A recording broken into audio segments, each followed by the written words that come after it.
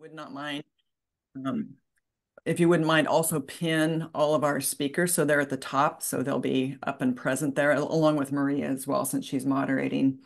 But welcome everybody and good morning and to our first presenter series of 2024. It's incredible that we're into a new year and already 2 weeks into it, but excited to have you here. We've got a lot of guests with us, new members, and just really happy to have you here. And today's session is comprised of 5 executives from the COO Forum member community, and you'll be introduced to each of them shortly. And as I mentioned, Fiona is going to be pinning them to the top. I invite everybody, as I mentioned already, to introduce yourself in the chat. If you haven't yet, please do that. And I will send a recap afterwards with everybody's LinkedIn profiles to let you kind of get connected outside of this platform. And the only rules we have for today is to listen, learn, ask questions, connect to each other afterwards, and mute your mics if you're not talking.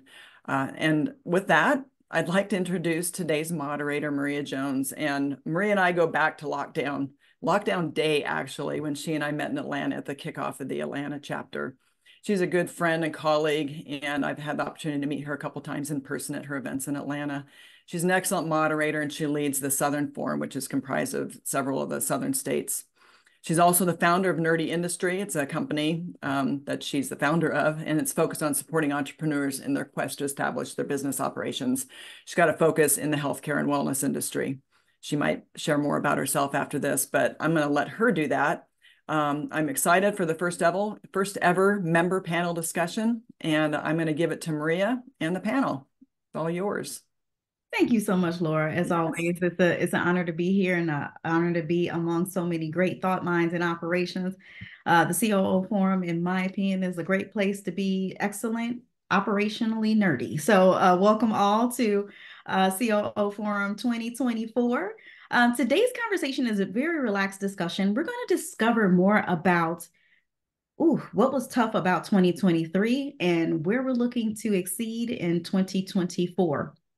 So I am really, really excited to be joined with an esteemed group of COO Forum members from many different facets of industries, locations, and they're going to share their insights and learnings from 2023 and what we're going to talk about more as we seek vision in 2024. So we're going to go into introductions.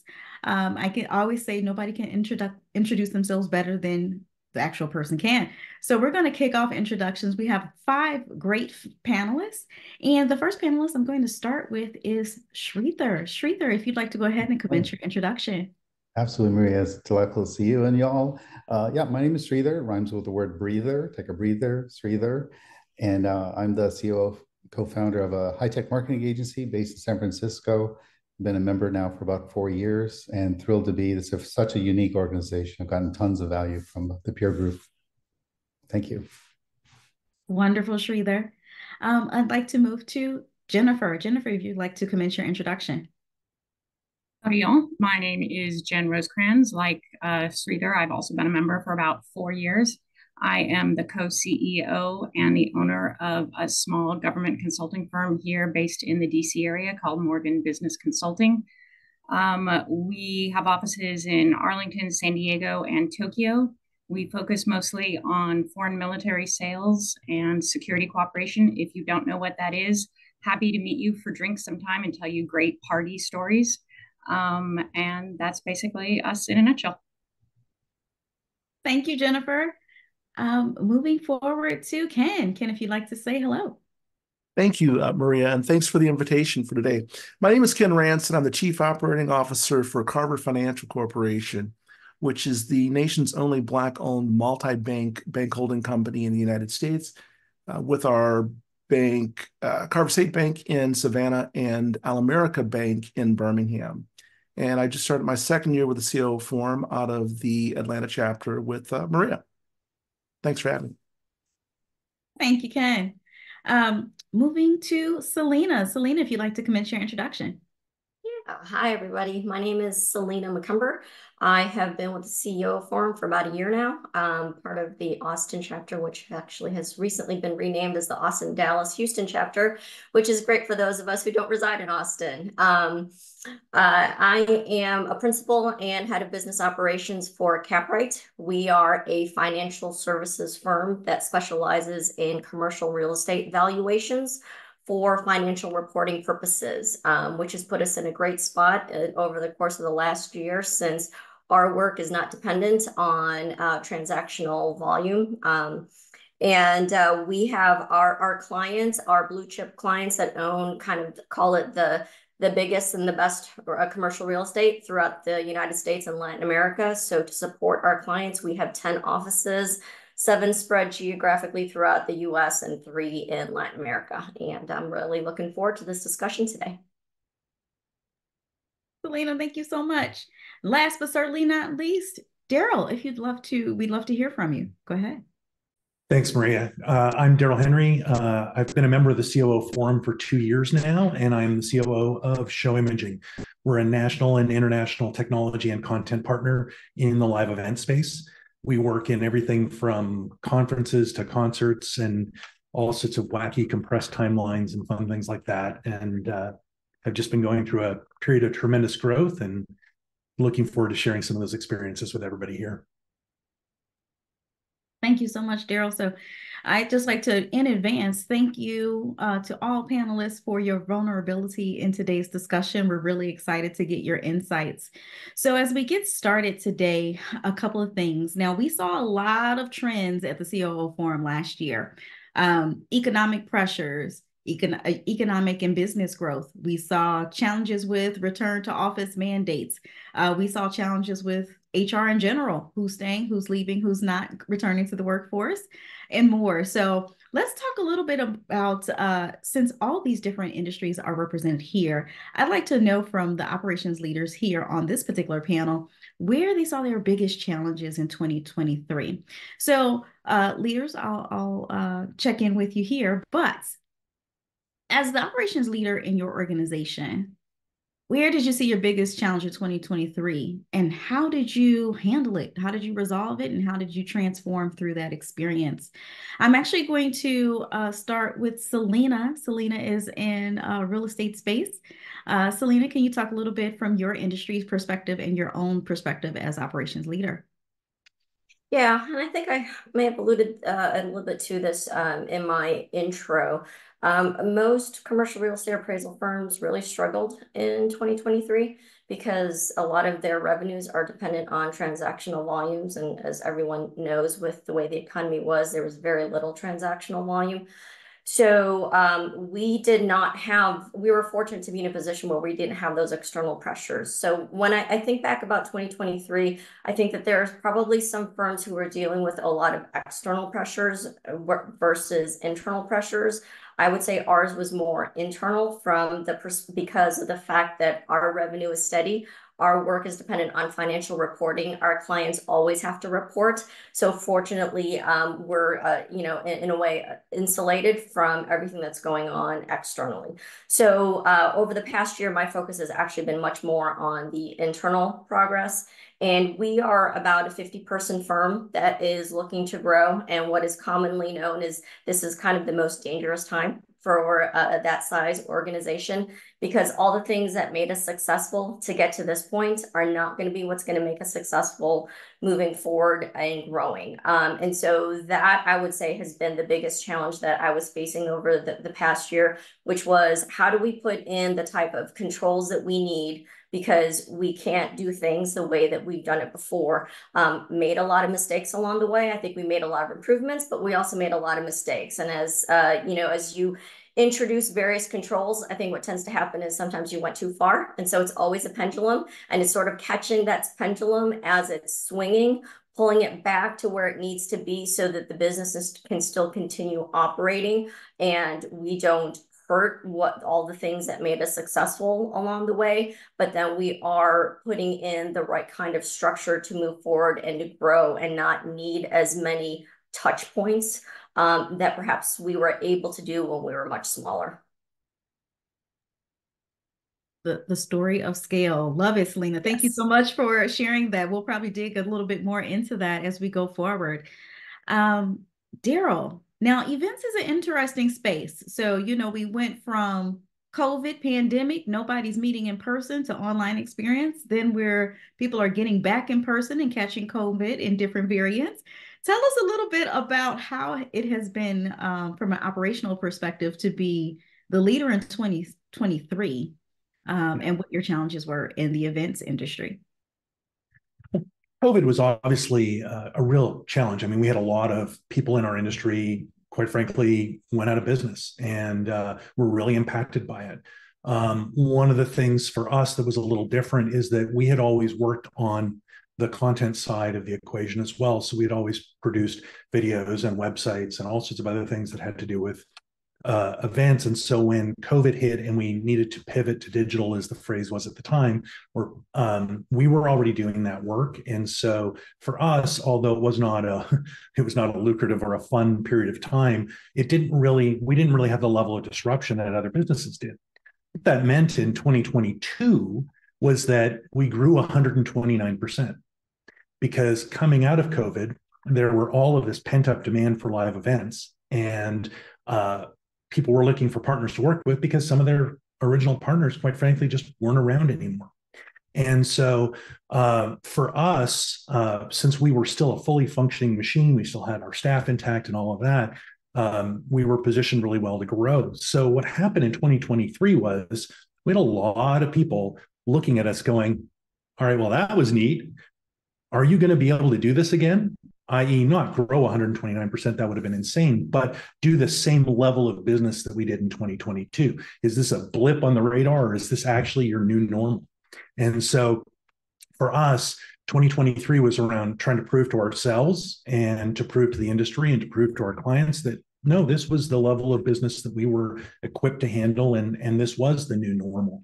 And so when you grow that fast, much like Selena was talking about, none of your systems scale in that manner. And so we had to start over again, looking at every system and trying to deal with these things.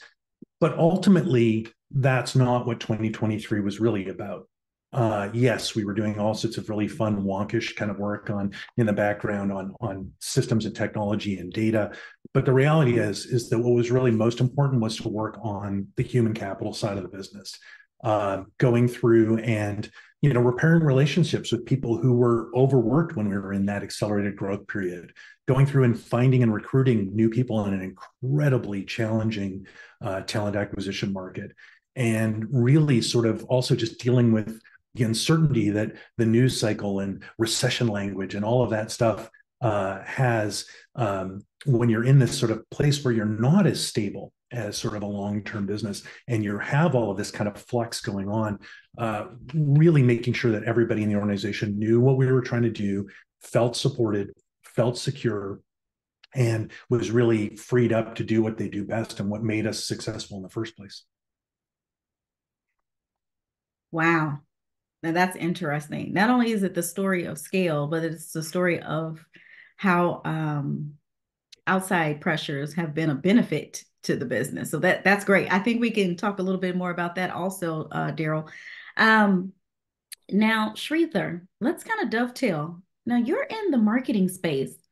Tell us about the challenges as an operations leader in marketing in 2023 and how you transformed during that experience. Well, picking up on what Daryl just said, so a little bit of context, the agency that I've co-founded and run is a high-tech marketing agency. We're a mid-sized firm. We've got clients like Adobe, Zendesk, SAP, and a lot of really good-sized SaaS, software as a service companies. And marketing, as always, is kind of a discretionary expense. Sometimes it's the first to get whacked, especially events. Sorry, Daryl. The big physical events, trade shows, the extremely expensive 6-7-figure deals, events. We're not in that business, thankfully. We're really in an area called product marketing. I could relate to the challenges. In our case, I would say it was external pressures, unlike what I just heard. I think Selena, you mentioned internal versus external. For us, the market, our clients are large publicly traded firms and also large PE, VC, private equity and venture capital companies that are 100 million plus. And we just saw a lot of conservatism in Q3. So got a little bit complacent. Honestly, you asked me to be vulnerable, Maria. So hey, I would say we got a bit complacent because we had been growing 34% year over year for the prior 5 years.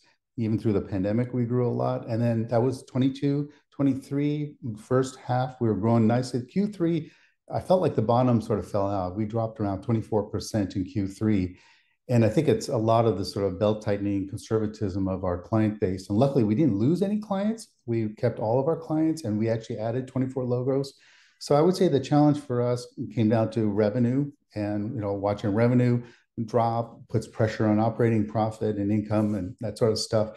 And how we navigate through it is one word, I would say: relationships. It really came down to laser focus on relationships. What kind of relationships? Client relationships. We hunkered down on a lot of our current and former clients and really serving them. Not that we were, but extra focus on them. Like, how can we help? We know you're in a tough situation. If we can do some things to drive your top line, we're happy to help. So, what client relationships on a very personal level, and then also staff relationship. We have about 150 people here in the Venti Group, and one of our core values is taking care of our people. We are extremely, high on people collaboration and creating a company where you can just count on good integrity. I guess it comes down to that. So that actually served us well in the second half of last year when, as I mentioned, the bottom kind of fell out on revenue, and people didn't just sort of freeze in fear. Our staff, 150 people all throughout the US and Canada. And what we did is we gave people some bonuses at the end of the year. Maybe it wasn't as big as 22, but they were happy about that. We didn't lay off a single person. And then lastly, the thing we did tweak is software licenses. We found we had a lot of unused software licenses, and it's like, shame on me, shame on us. He's like, really? We kept the eye off the ball because I feel like we got a little complacent. Software licenses turns out to be a pretty decent size of our OpEx. So we just trimmed a bunch of licenses that we aren't using or applications that we don't really need. And that saved us, believe it or not, 6 figures.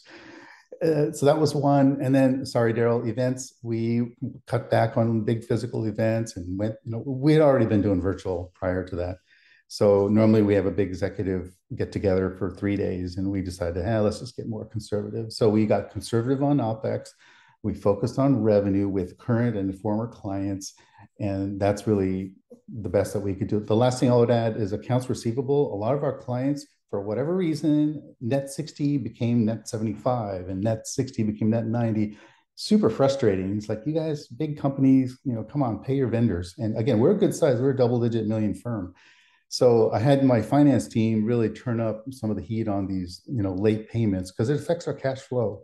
So I would say one of my lessons of last year is, relationships, number one, but also keep an eye on that cash flow. If you're, mid-sized, double-digit millions firm, I think that's important. So sorry for the long. Hopefully that answered both questions, challenges, and how we dealt with it. I mean, that was amazing. So that is like a great example, an exclamation point on relationships build continuity in business. I mean, love it. Gotta love it. Okay. Great quote, Maria. Thank you.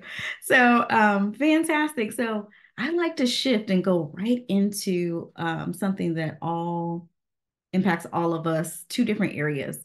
So firstly, I'll start with Ken in the finance industry. Tell us, Ken, about being an operations leader in the finance industry. Thank you, Maria. Yeah, it's been really interesting. In 2023, we implemented an AI-based consumer lending product for consumer loans. And within 24 hours, an individual can apply for a loan up to $50,000 and have cash in their accounts. And in just watching and being responsible for the implementation in our bank, and looking at just kind of how efficient that process is, dealing with the regulatory environment, the regulators, then dealing with with the staff, and then how they handle that. Also dealing with the technology and dealing with the vendor. I am a firm believer that AI is a force to be reckoned with. I do believe that it will replace jobs. I think that it'll only get stronger and better.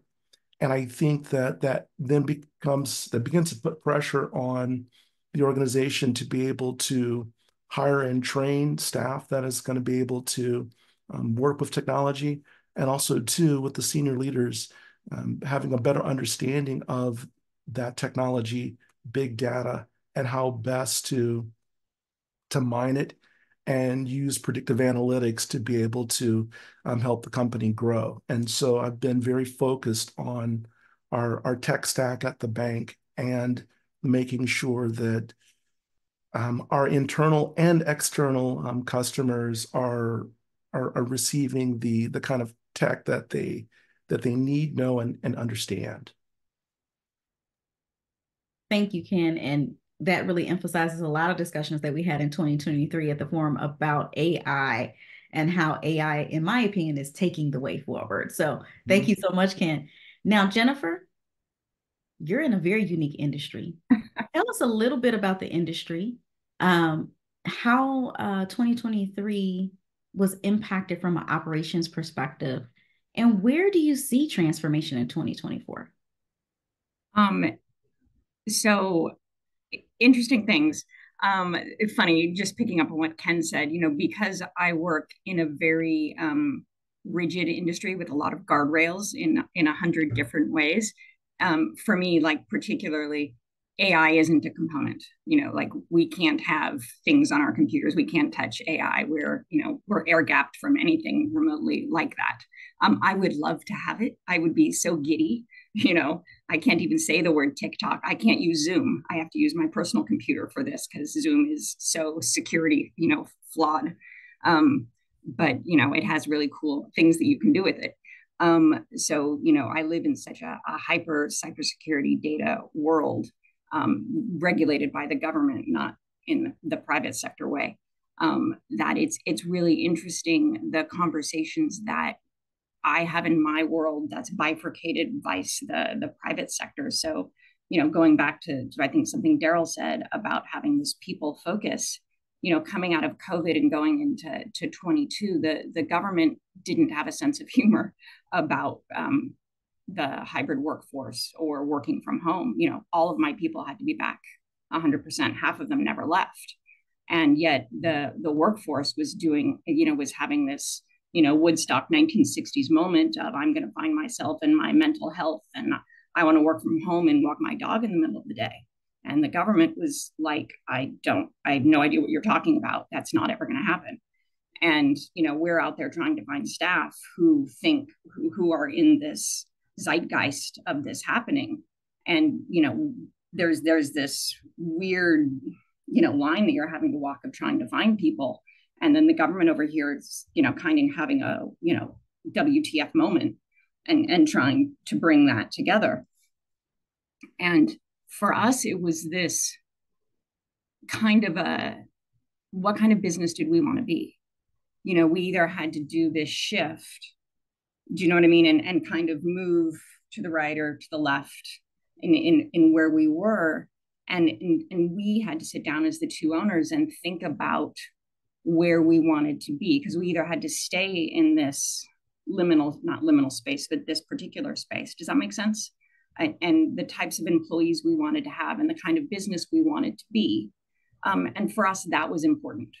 We wanted to stay the mission and we wanted to stay in this space, but that meant we now had to make some big operational shifts to be able to go find those people and to be able to stay with the types of technology and the types of things that we needed to have, which are very different, if that makes sense. Mm-hmm. So we don't have to use the traditional types of things, and we can't use, so we had to update what we did and change how we did and how we had to function, which was very different pre-COVID, because nobody thought twice about coming into the office 5 days a week or sitting in a skiff for 10 hours or any of those other types of things. And yet our rates can't change. I can't pay you $40,000 more a year because you now have to be on base, because I can't afford that.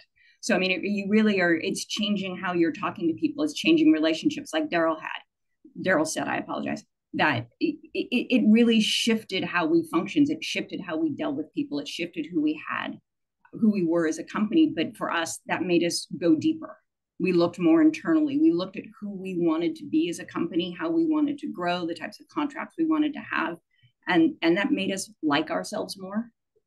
It made us more intentional in the decisions we made. It made us more intentional in the people we hired. Our retention is higher than it's ever been.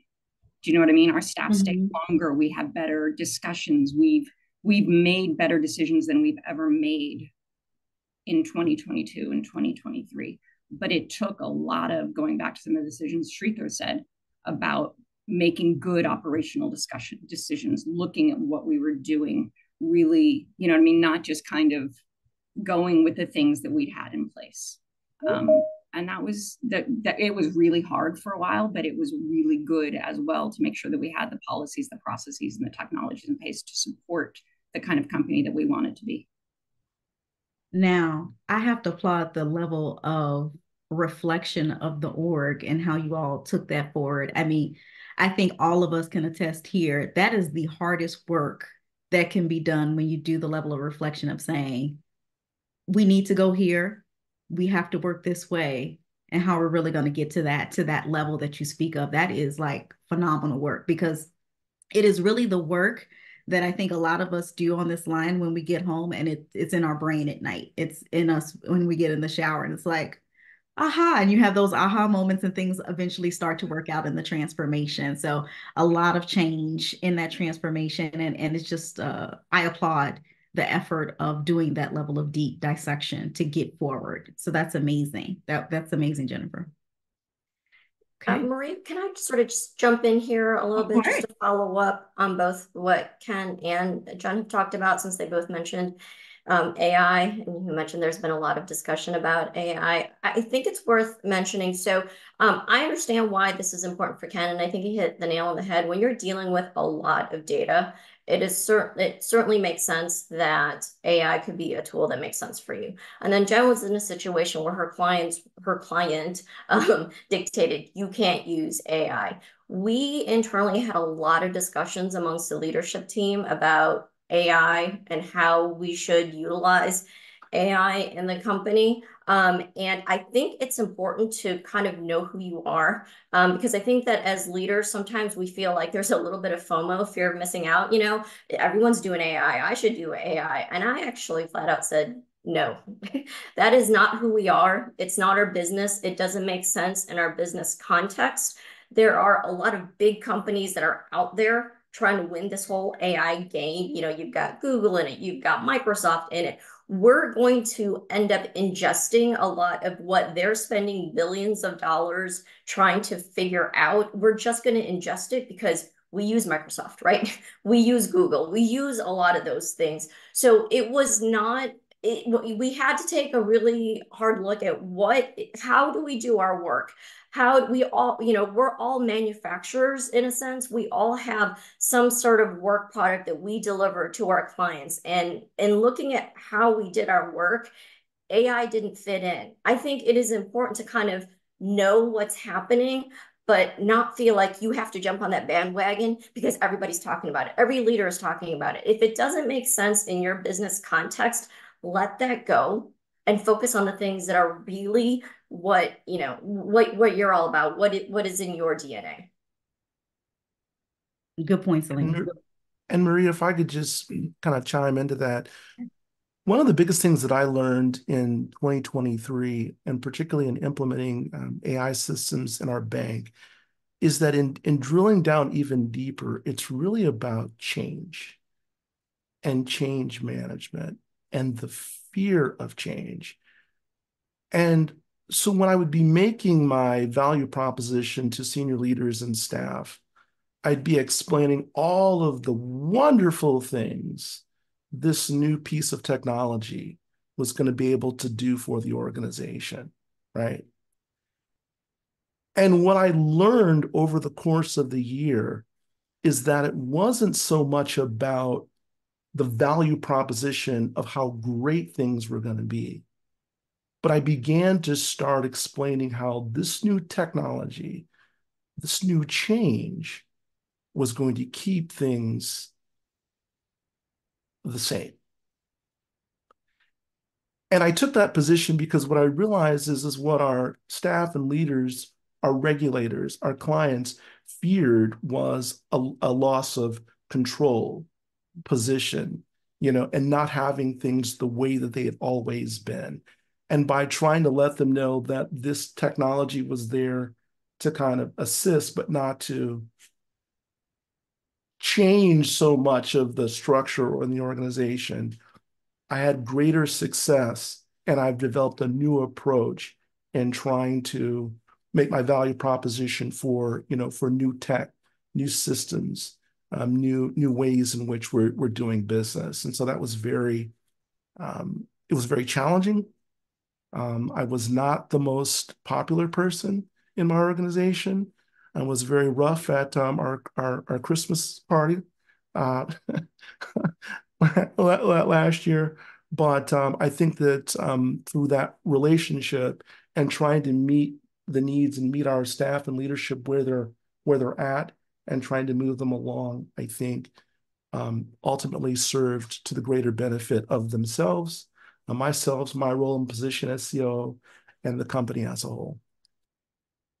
Thank you, Ken. And Ken, you bring up a good question I think everybody can relate to. So whomever's on, if you're aware in your reactions on Zoom, you can do a hand raise, you can do a reaction, you can do an emoji. So I'm going to ask a group a question here and take a little pause. In your role as COO or head of operations, how many of you can relate to Ken's statement of saying, ooh, I wasn't the most popular person, but people weren't really excited to see me in my role in 2023. How many, it can be a moment, it can be a day, it could be a season. How many people can relate to that?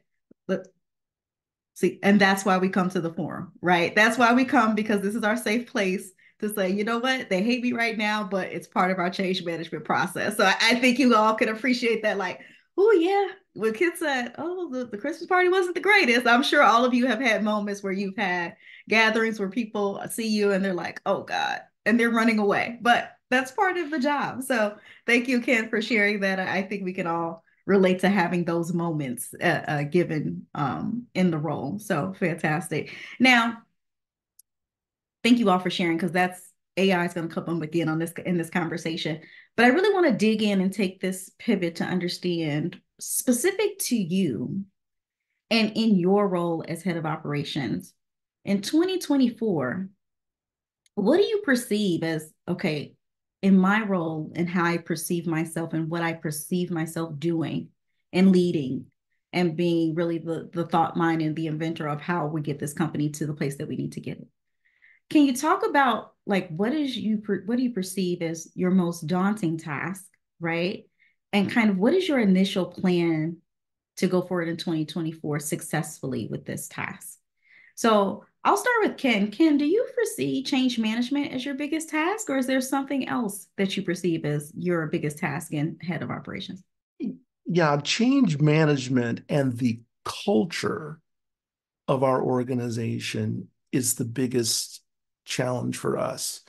So even though I work at a bank holding company with our CREED model, C for capital management, R for regulatory, E for efficiency, E for expansion, and D for diversification,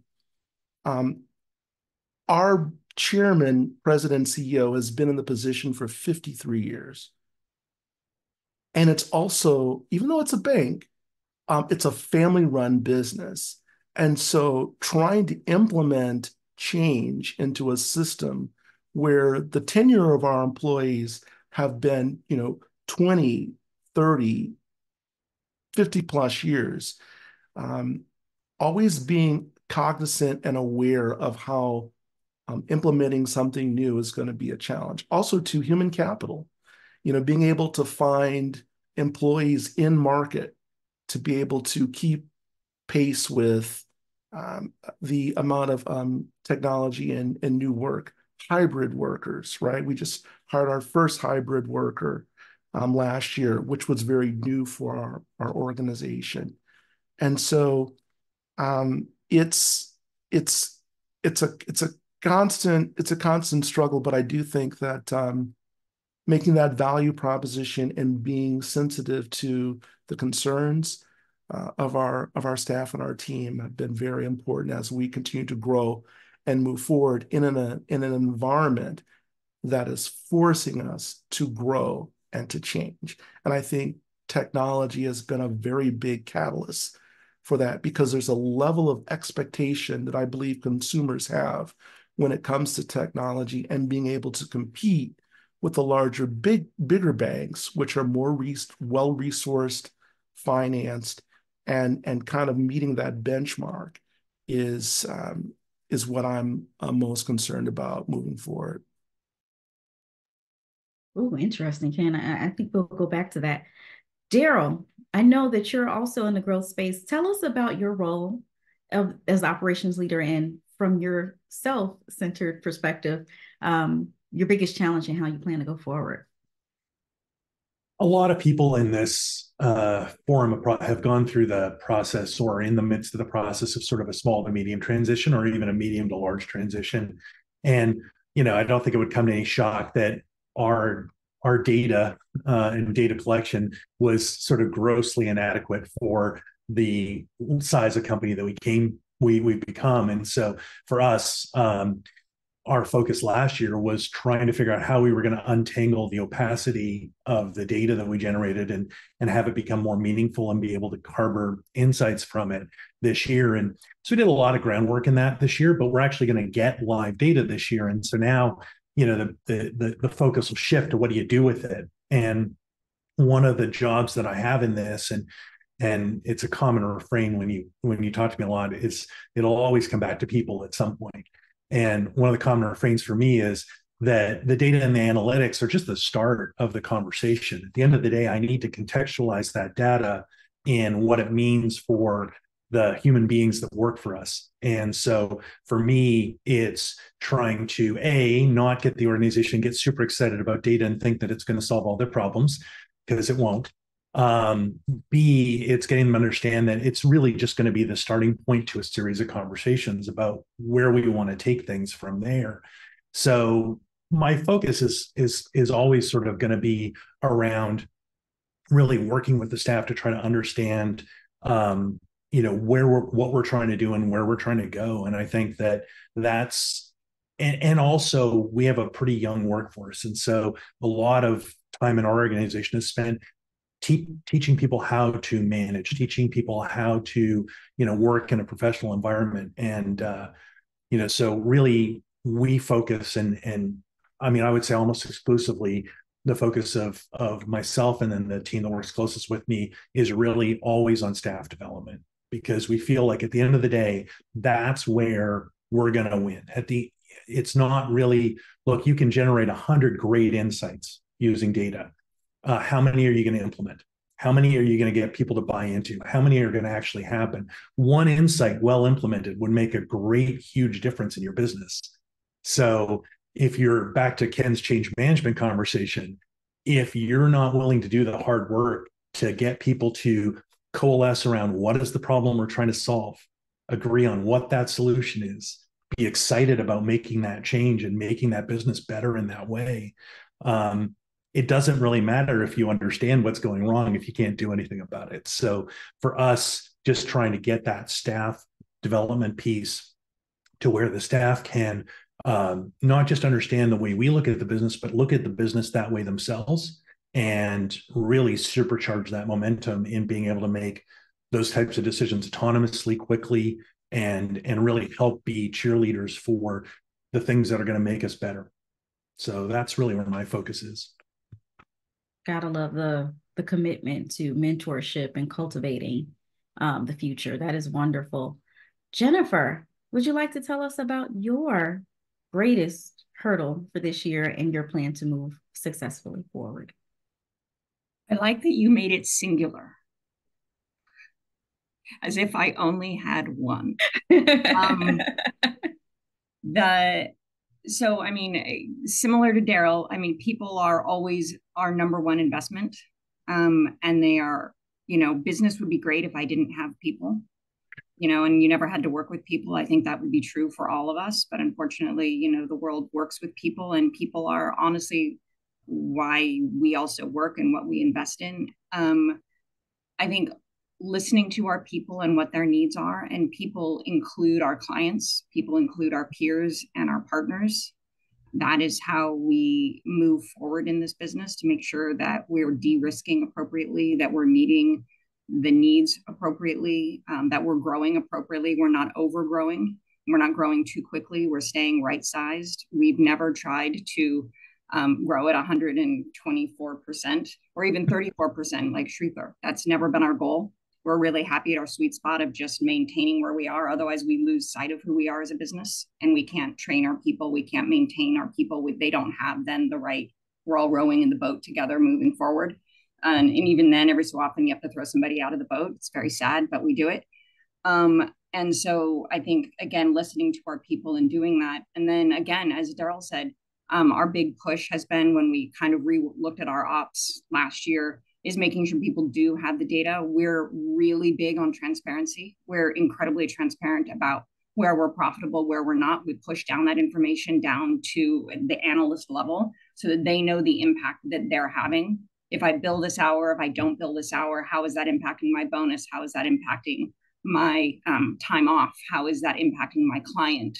You know, how is that impacting the person next to me? And how is the team being built out? And so we have dashboards that everybody can access, and they can see it across the company. What are other teams doing? How are they impacting the overall profitability of my group, the group next to me, and then how that rolls up to the company? And then how does that impact healthcare benefits? Where do the costs go? You know, I mean, we're widely transparent. Everybody can see everybody else's salaries, including ours. And so it's up and down the company in the stack. And so the decisions then that can be made, going back to your point, Daryl, are pretty simple. We, put out surveys that say things like, we want to reinvest in healthcare. What do you guys think? A dollar only goes so far, people. We can't make it more or less. You know what I mean? Are we going to put that $20,000 to 401k? Or are we going to put it to healthcare? And people can look and make those kinds of decisions. So making that information more and more available as we can pull the data and build our own interfaces, because again, we're limited on the technology we can use. Thank you, government. We build those open AIs and make the data be able to push down. That's really our biggest probably struggle and goal for this year. And then change management, going back to Ken, that people understand it. It's not just giving them the data, it's understanding the context of the data, and how we can move forward with that information. That was a lot, probably more than one answer, but if I hierarched it just right, it's really one thing. Jennifer, talk about using transparency to create the power of what it means to be a collective, right? We probably need to just have a session with Jennifer just on that piece. There was a lot of gems dropped there. We could spend all day. Okay, no, that was fantastic, Jennifer. Selena, tell us about your 2020-24 challenge and how you're going to roll through to 2025 successfully. Yeah, so I think I'll probably have to echo what Jen was saying, is that there's really no one thing. It is a group of different things, but I think if it comes down to a particular focus, I'd have to repeat what one of my mentors recently told me, is that you have to keep your eye on the long game. So if the long game is to scale, to be multiples in revenue of what we are today, there are different things that we're going to have to do. So, I'll kind of take a sort of sidestep here. My husband is an alum of University of Michigan. So as you can imagine, it was a big year. It was a big week in our household. And one of the things that they did really well this year is that they realized that they had to focus on the basics. They had to focus on blocking and tackling and dominating the line of scrimmage. So it's sort of as we're looking to scale and grow, we also have to know who we are and how we do our work, and make sure that we're not doing anything that is going to be detrimental to that. And so I think there are times when there's so many things you can focus on. Is it productivity? Is it, is it a bunch of different things? But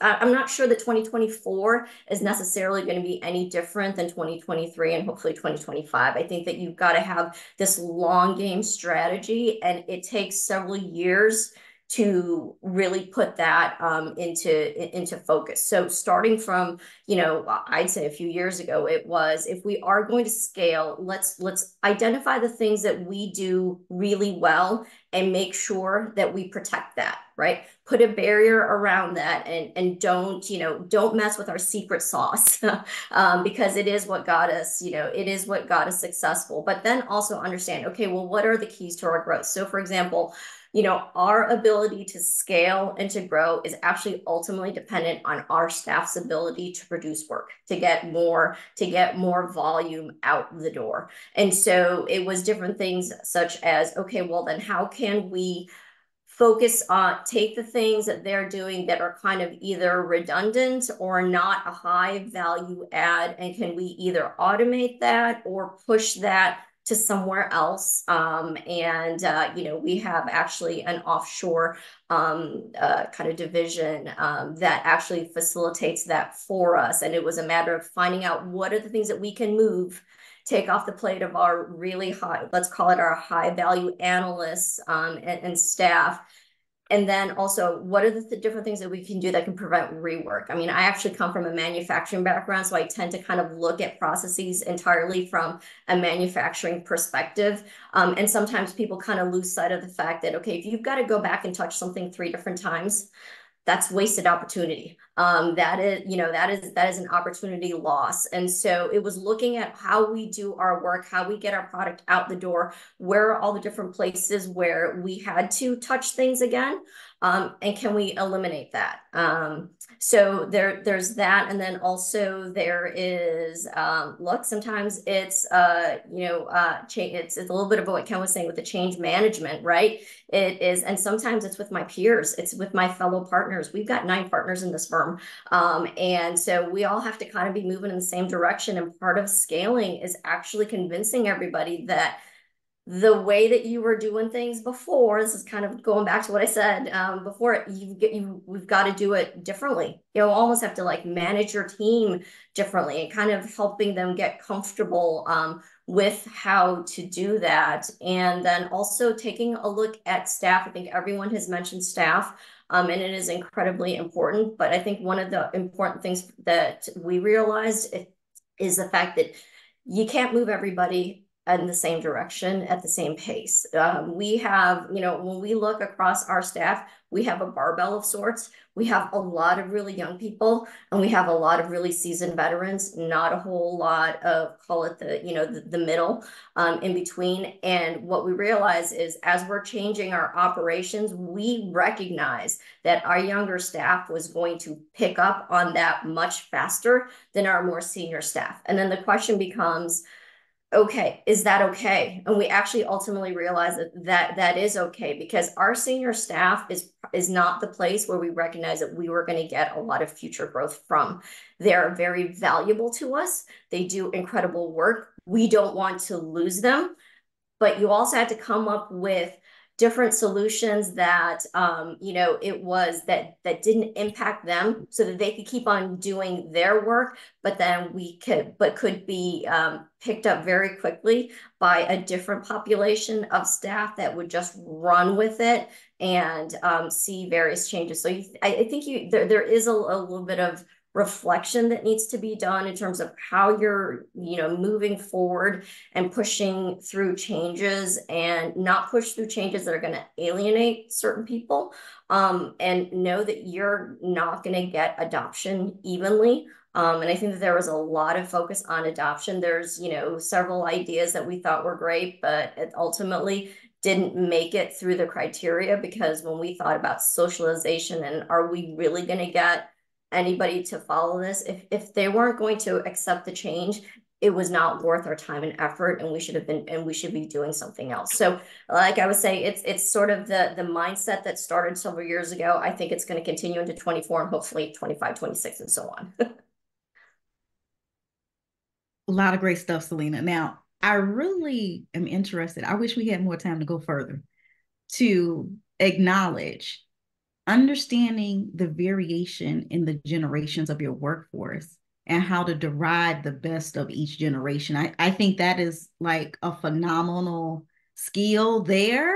in itself. So it's one thing to say, oh, we're going to cultivate the next generation forward, but recognizing where to get the best value from the best from each age group is like, that is an art and a skill in all itself. That is amazing. Sridhar, tell us about your 2024 challenge and where you look to transform. Absolutely, Maria. The staff, the panelists have covered many of them.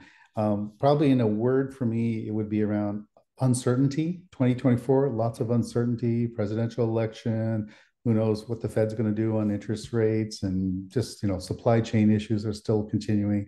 We're in the tech sector, as I mentioned, and the tech sector in terms of stock performance is doing pretty well, but in terms of actual spend and all that, it's been very conservative. So the number one kind of daunting task to me is dealing with uncertainty and, to go vulnerable for a moment, that causes a lot of anxiety and stress in our executive team and the entire team. We have 150 people, as I mentioned, in Eventi.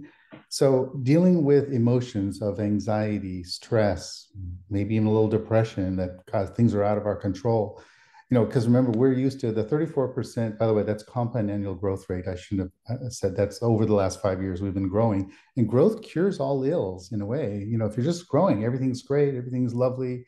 If you make a little error here and there, nobody really cares. There's not a lot of anxiety in the air. But when things get uncertain, and as I mentioned, Q3, we had quite a stumble last Q3, 2023. 2024, the daunting task would be managing a little bit of our emotions, me personally, in terms of dealing with uncertainty, but putting that into actions and behaviors. So one change is on making really disciplined choices. And I held my hand up when Ken said he was an unpopular person at the Christmas party. I was a bit unpopular too, because I'm having to say no to some stuff that normally we would say yes to because we look long-term growth. So in terms of the daunting task, it's managing anxiety, emotions, having more resilience in our model. We have a very resilient business model. Our overheads are very low. Our OpEx is very reasonable. The thing is, we just have to be thoughtful on making investment choices. AI, a lot of talk about that. And one of the areas where I was a bit negative is AI is a tool, specifically ChatGPT 4. We marketing people, we use that as a tool, but it's not the savior, be all end all of everything. It's a tool. And I don't want to go overly crazy on investing in it. I want to be more pay as you go. Let's see what kind of ROI we get on that spend. And I'm not going to fall in love with it like everybody and say it's going to either kill jobs or it's going to create a bunch of jobs. And I would rather let's just see where the results take us and then be more measured in spend. So in terms of managing emotions, it's actually connected back with things as simple as cash flow and managing our top line, bottom line. I know that just sounds odd, but I think giving people confidence that we're going to be fine this year, even if there's ups and downs, we're going to be fine as a team. We hang together. I go back to my comment about relationships. We really focus in on client relationships, on our employees, our team. Make sure everyone's okay. And I emphasize family and health is number one. That is the most important thing, trumping even work, of course. So what does that mean? Well, just giving people some flexibility to take care of stuff on the home front. And that it's like putting deposits in the bank when we take care of people, whether they're clients or folks in our team.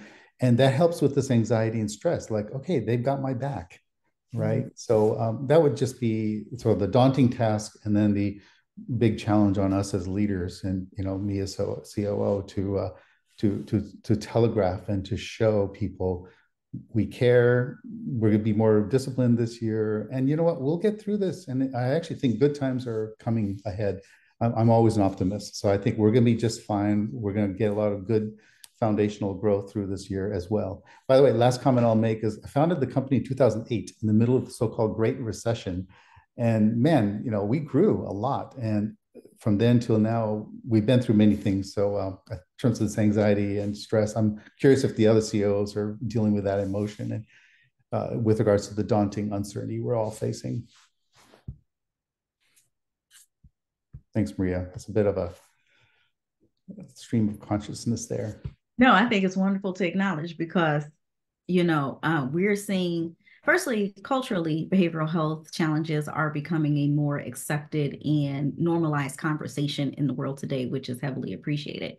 But I definitely appreciate your acknowledgement of making deposits to remove anxiety of your staff. I mean, to be a part of someone's behavioral health in a positive way, where when a lot of people work in environments where it is a negative or detraction from their behavioral health is a wildly rewarding thing that can't be place a value placed on it. So that is like amazing. I think that's a great takeaway for today, Sridhar.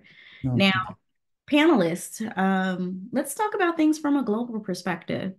Does anyone have any concerns with any global trends in which and how they'll impact their business for 2024? And anybody on the panel can go forward if you would like.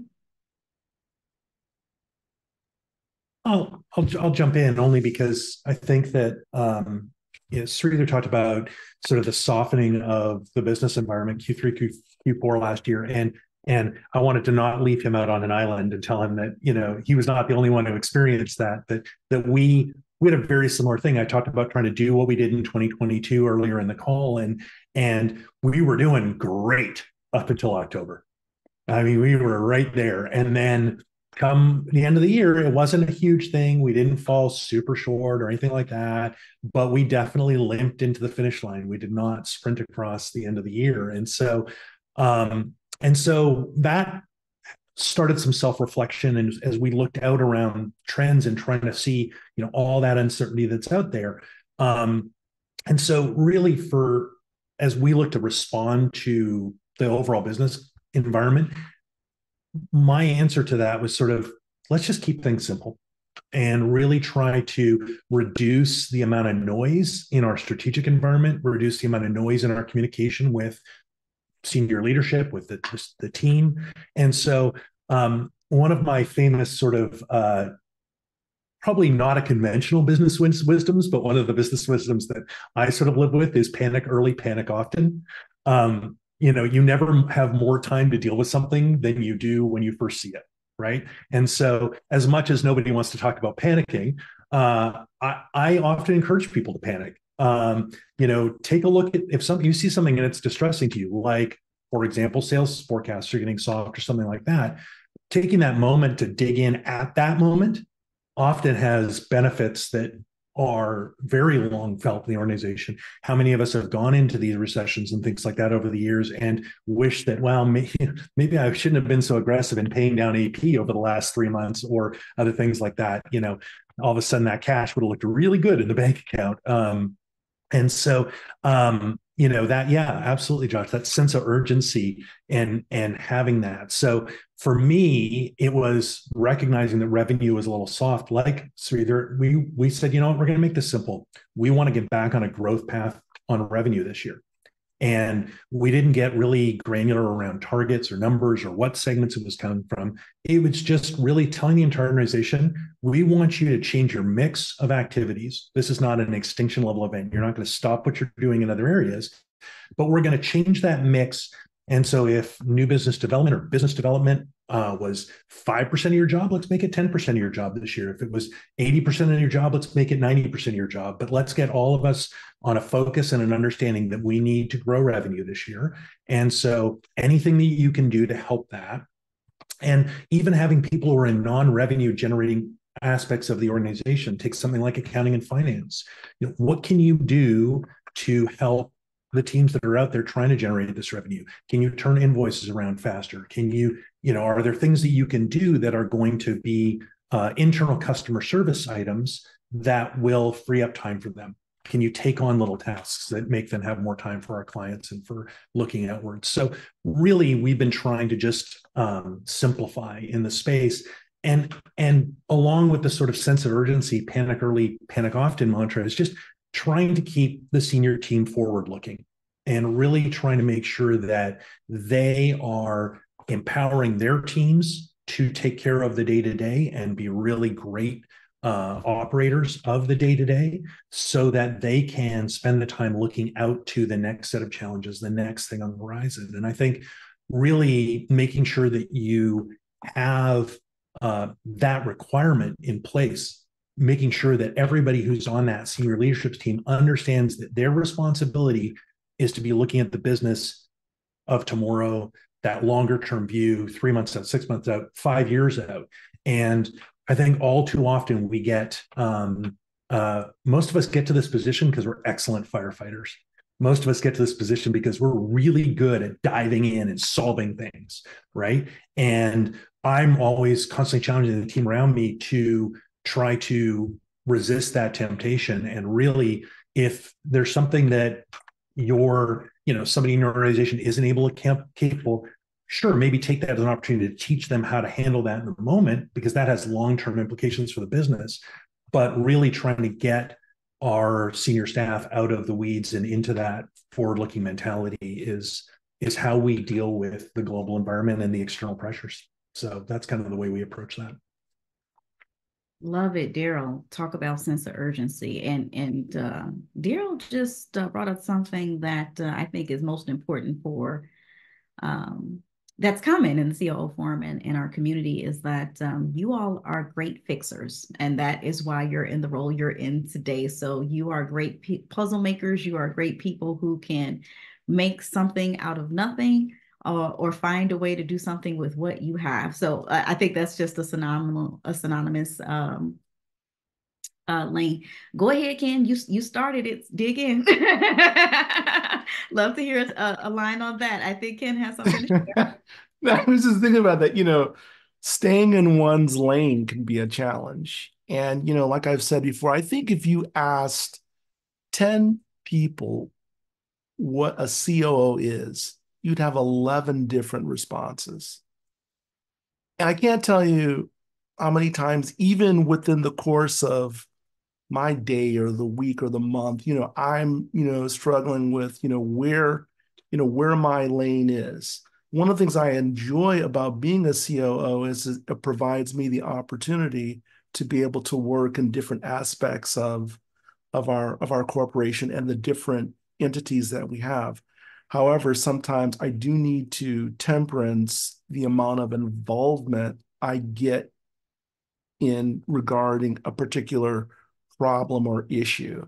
Because sometimes if people view as the firefighter or the paramedic, the Ricky rescue, and you're continually jumping in and solving and fixing things, then it can develop a level of expectation that that's what you're there for, or, well, don't worry, Ken will fix it. And so sometimes role clarity, and that's what we've been working on in our organization, has been very, very important in the level of expectation and where that kind of Venn diagram of responsibilities lie. So that's why I chuckled in regards to, staying in one's lane, yet still demonstrating value and even maybe with some organizations, your purpose as a COO, why you add value while you're there, and how it ultimately should be benefiting the bottom line of your company. Well stated, Ken. Ken is part of COO Forum South, and he keeps it definitely interesting. Okay, fantastic. So I'd like to start with Selena. Selena, tell everybody here what chapter you're with, and how your membership has influenced you as an operational leader. Yeah, so I am part of the Dallas, Austin, Houston chapter. The vast majority of members in our chapter are in Austin and are in tech fields. And so it's interesting to be a member that is part of, called a more established, slow growth type of industry. And what I've really appreciated is sort of the recognition of the fact that it also almost doesn't matter what industry or what field we're in. We're all facing the same problems, particularly when we get into executive sessions. Someone brings up an issue and it's amazing how we've all dealt with the exact same thing. And so it is helpful because sometimes when you're in your company, you kind of feel like you're kind of by yourself. From that perspective of, you're the one who's always looking at the overall operations, and others may not have the same mindset. They've got their own area of expertise. So it's great to be part of an organization where everyone's dealing with the same thing. And so they've been sort of a fantastic group of folks to kind of bounce different ideas or really all problems, bounce them off. I think it's also helped me also understand and filter and recognize that again, there's so many different topics that you can face, and you have to know who you are and who your company is and whether it makes sense for you, or if it doesn't, and to be okay of letting it go because of the fact that that's not what's going to make your particular business successful.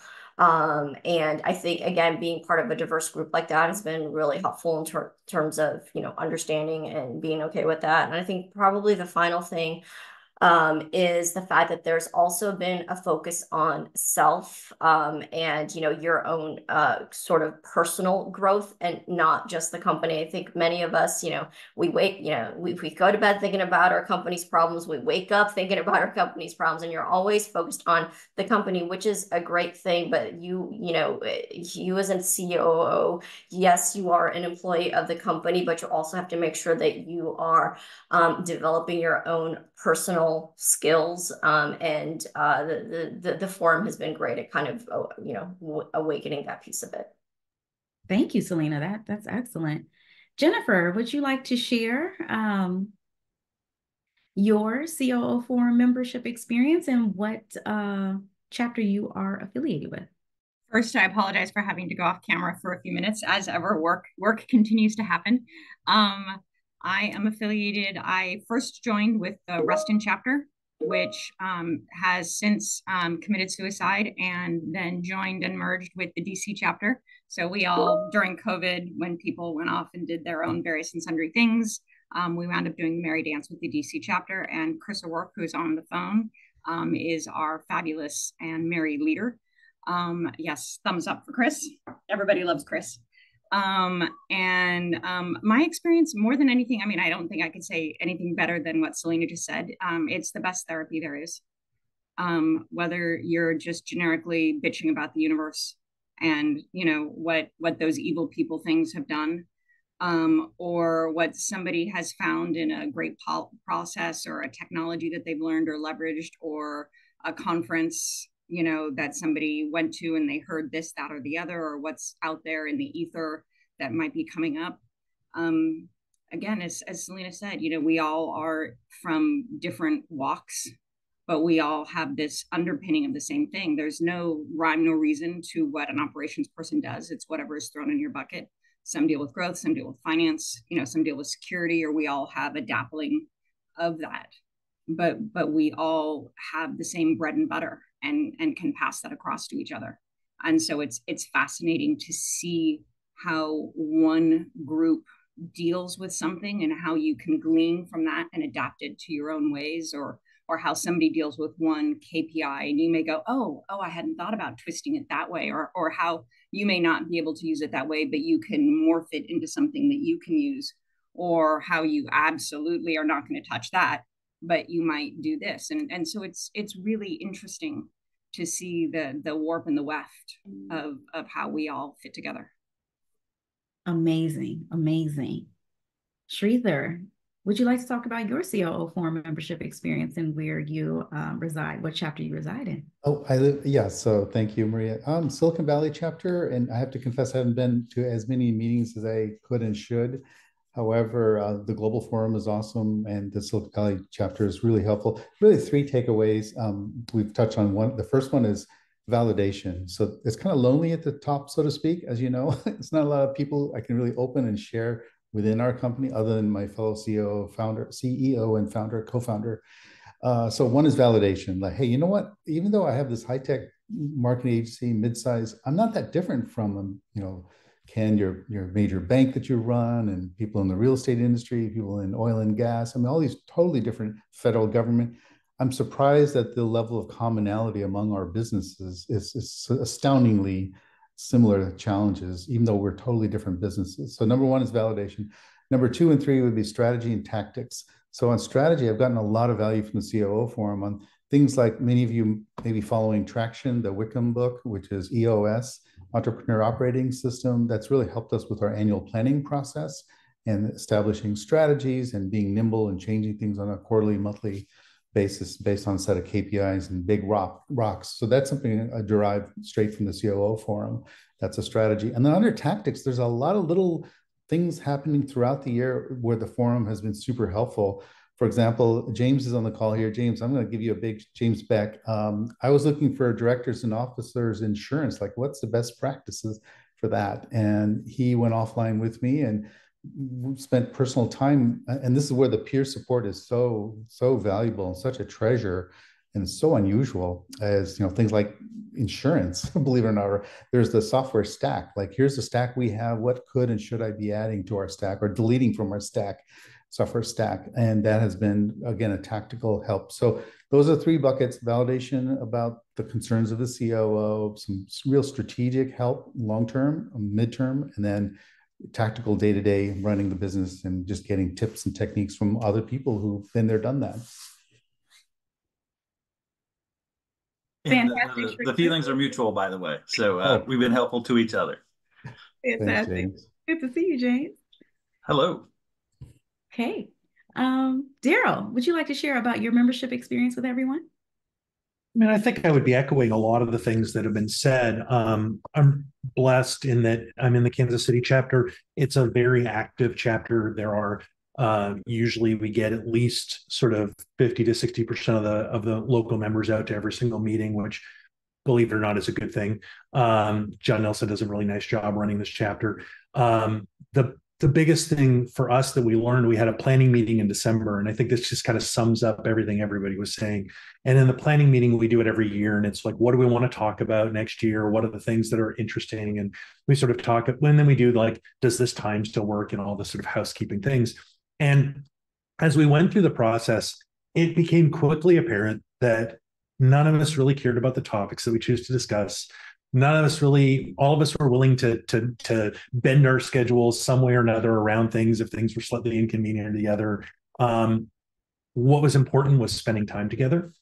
And, back to whether that's therapy, whether that's peer counseling, whether that's all these wonderful things we've talked about, that sense of community that is built amongst people who do get you and get your problems and understand when you want to mutter about what the CEO is doing or other things that we all do. So, for me, I'm lucky. I've just felt blessed to have that community. And again, the tactical things I get out of it are many and wonderful, but really just being able to spend time in that space with some pretty wonderful, smart people is the benefit. Thank you, Daryl. And last but not least, Ken, would you like to talk about your experience with COO Forum Atlanta, now COO Forum South?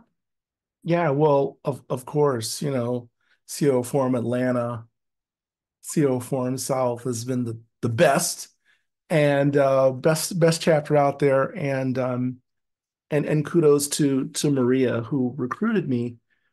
And I must admit, when I joined, I was a little skeptical about the level of transparency and being able to operate in a safe environment. And in prior careers and working in like financial services and other Fortune 500 corporations, being able to have a venue to be able to kind of discuss some of your challenges, some areas of uncertainty or weakness are not very safe places. And so I put that to the test in my first meeting or two. And I've got to say that the support of just the monthly meetings have just been invaluable, particularly when you're talking about best practices. And I'm always very curious to know what other CEOs are really doing. and what they're going through. And even talking to other COOs within my industry sometimes can be problematic, particularly if you're competitors. And so being able to have an environment and like Josh has been great, and actually he's in Indiana. And I thought he was in Atlanta for the longest time, but like his input has been invaluable. Andrew was on a call and he just joined and he sent me like 8 books on change management. Maria's been really great with just the books that she's been sending us, and we've been reading and discussing and then talking to the authors. But I also think, through the John Maxwell series that we've gone to those presentations and then actually physically getting together because I'm home based. So, having an excuse to get out of my house to be able to meet with other fellow COOs and to kind of talk shop has been very helpful. And I know that Selena earlier talked about the whole mental health component, but I think that is very important because sometimes what we do is thankless, it's daunting, it's discouraging. You're fighting, you're trying to pull people along, and sometimes just being able to kind of talk with your compatriots and kind of share, war stories and kind of helping you get some perspective on, how to maybe better approach a situation, or that, you're not the only one in this, in this role as a CEO has been invaluable. So I just say, thank you to the COO Forum for providing this venue, and I hope that more people in my sector join and see the value that the relationships bring. Thank you so much, Ken. And I just want to thank all of you for participating today. I want to thank all of you for being, contributors to this peer-to-peer professional development experience. The value of the COO Forum is really each and every one of you. And so it is so important that we have you participating, and you all have brought distinct value to the organization and to each other. And that is really central to what we're doing here at the COO Forum. So thank you all. Special thank you to the panelists today. But we already have questions for the panelists, and they're pretty hot. So Ken, the first question is for you. Now, Adriana, no pressure. Would you like to go ahead and pose your question live? Sure. Hi, everyone. Adriana Sandoval in Chicago. And the question for Ken, and I think most of us have found ourselves in situations where we're not popular. I know for me recently, it's like an IT migration, which isn't an easy feat. And I guess I was just wondering, what strategies or initiatives have you implemented in order to just kind of build back that cohesion after you weren't as popular? Even if, I think in your case, you mentioned that you implemented an AI tool, and even if it's going well, I think that sometimes not everyone can easily go back to like the pre-change state, if that makes sense. Mm-hmm. So I would say FaceTime, and I'm not talking about on the iPhone, but physical FaceTime. So I work in the Atlanta metro area, and our bank is in Savannah, which is about a 4-hour drive. So what I started doing is I started spending more time in office and having some more of our crucial conversations, or if we're working on initiatives, particularly like with our health insurance, being able to sit with our CFO, sit with the chairman and talk, and have those conversations, come down for product demonstrations, and just having my face and my presence being there to cultivate a greater sense of relationship and in building trust, and to let people know that I'm not just this asshole who's up in Atlanta making these random willy-nilly decisions that are impacting your pocketbook in regards to healthcare, what have you, but that, I'm here to help and assist and to bring a mutual benefit to the staff and the company. And so at this year's Christmas party, told some great stories. We had a conga line, and it was just great being able to kind of talk with them, and for staff to better get to know me as an individual. and to know that, I really do, care about them. And I think that that's helped. And then in addition, having the bank pay more for their healthcare, right? Which helped as well, and helped me to make some more friends in the organization. But that's a great question, Adriana, and I just continue to work on that each and every day. I just wanted to jump in for a second. And one of the things that we teach, we do a intro to management class for staff who either just became a manager or are interested in becoming a manager. We kind of blur those lines a little bit. But one of the things we talk about, and I can't remember where this research came from, it certainly wasn't me that was smart enough to come up with it, but they said that, it takes 5 positive interactions to undo a negative one, right? And one of the things that we all kind of, I think, understand that in different, more tactical places. I've over the years taken that, over the last 2 years, made a concerted effort to take that insight and change the way that I approach things from the perspective of, I have gone from being the glass half empty guy to being the glass half full guy.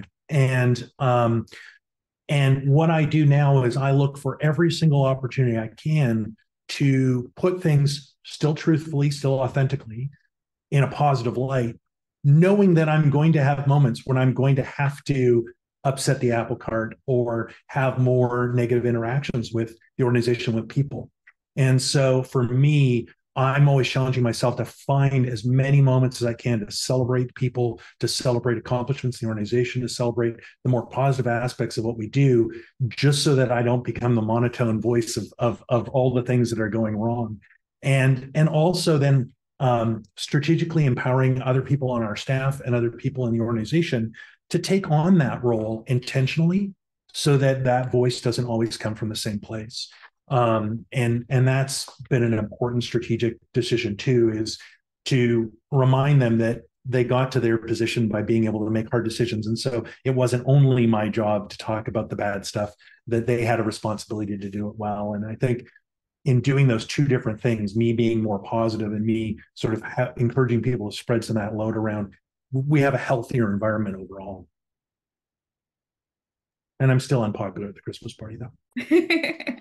Well, I will say the most important thing that has been coming up in the chat messages is, Ken, you have a lot of challenges with video and proof of this said conga line. So that has derived quite the conversation here. So we'll keep that in mind for an upcoming global meeting here.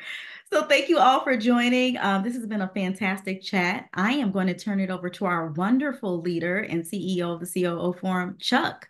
Chuck, would you like to share? Yeah, absolutely. I'm only going to take 60, maybe 65 seconds of your time, I promise. But first off, let's all come off mic, and I want to hear some clapping for Maria, Laura, Fiona, and the entire panel, Josh, everyone that was a part of putting this together. So let's hear it. All right, I see clap, but I hear some. Okay, good, good. Super. Thank you all so much for coming out and sharing with all of our wonderful members and guests that we have today. You truly are the reason why I love being the CEO of the COO Forum. Maybe you even talk about me sometimes in your meetings. I don't know. I know Laura probably does. Laura and Fiona. But again, thank you so much. Number 2, this is our 20th anniversary. So proud to be a part of a wonderful legacy that founded in 2004. And so this is an exciting year for us. I think it's going to be our best year yet. So I'm asking all of the members, if you would, commit to getting out and supporting your chapters, whether they're in person or virtual, coming out to our executive sessions that Josh and the ambassador team puts on each month. Even the presenter series like we had today. There's a ton of just great opportunity to connect with others, as I think Ken and others have said, people walking in your same shoes. And so please, I would encourage you that in our 20th anniversary, let's make this the best year yet. And then we really want to make this a year of focusing on our members and highlighting them. So if you'd want to be a part of highlighting, a little bit about yourself and the impact that the COO Forum is made in your career, we'd love to hear from you so we can highlight you during the course of 2024.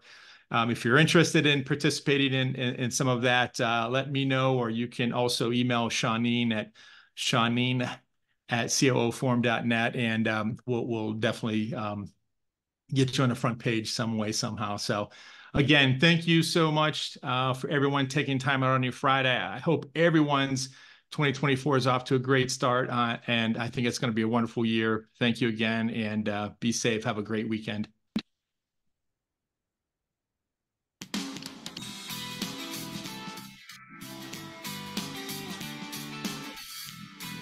Bye, all. I sure didn't expect that picture of me, but thank you. Picture in I would have preferred a Ken picture in the conga line. Thanks, everyone. Happy New Year. Thank you, everybody. Happy New Year.